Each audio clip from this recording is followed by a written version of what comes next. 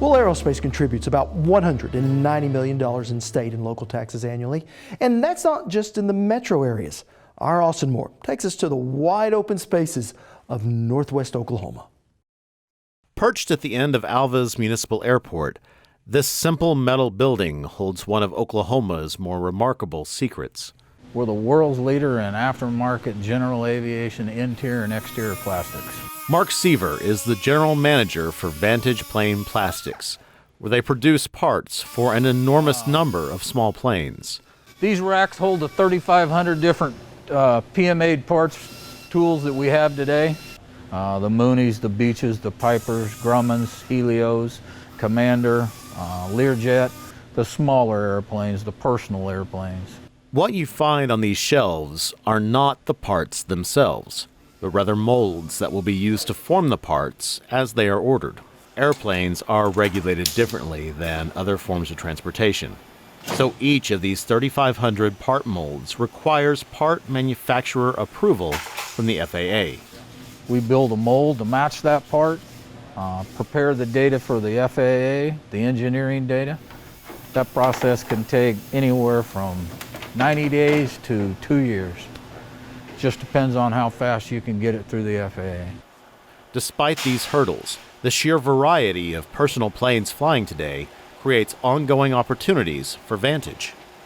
There's 50 years of airplanes that have been built that I would have to look at every single model to see whether or not my parts fit.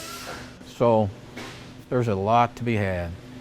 We continue to look for growth. We continue to look for parts that we're not producing today and the demand that's out there. Oh, okay. What plane are we working on? But with a shrinking number of general aviators creating his market, Seavers elevates the import of innovation.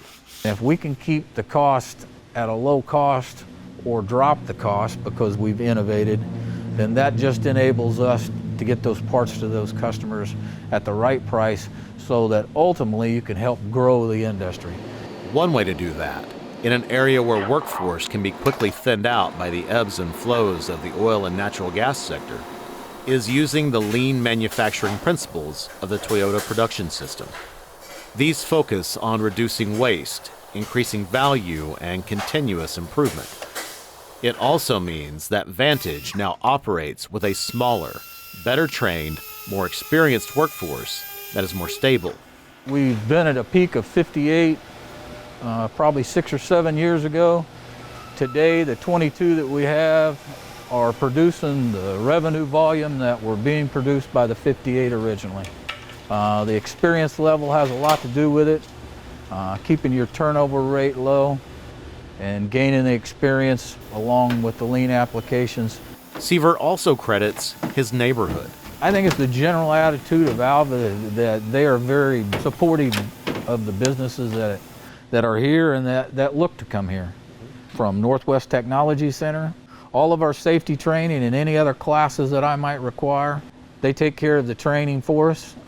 Pioneer has done some scanning capability for me out of Ponca City, to Northwestern, to the leaders within the community, to the Oklahoma Manufacturing Alliance enabling some of the stuff that we do. And that stuff is exceptional. The kind of business Oklahomans would gladly brag about if they only knew it was here. This is kind of a diamond in northwest Oklahoma. Like somebody said, it's not often you find the world's leader in aviation sitting in the corner of Oklahoma building parts. They just don't know it's there. Well, average wages in aerospace are well above the state average. Take a look at these numbers. Aerospace engineers top the list with an average salary of $88,900. Now, engineering and operation technicians follow at $68,600. Avionics technicians' average salaries come in at $52,500, while mechanics and service technicians average right at $50,000 annually.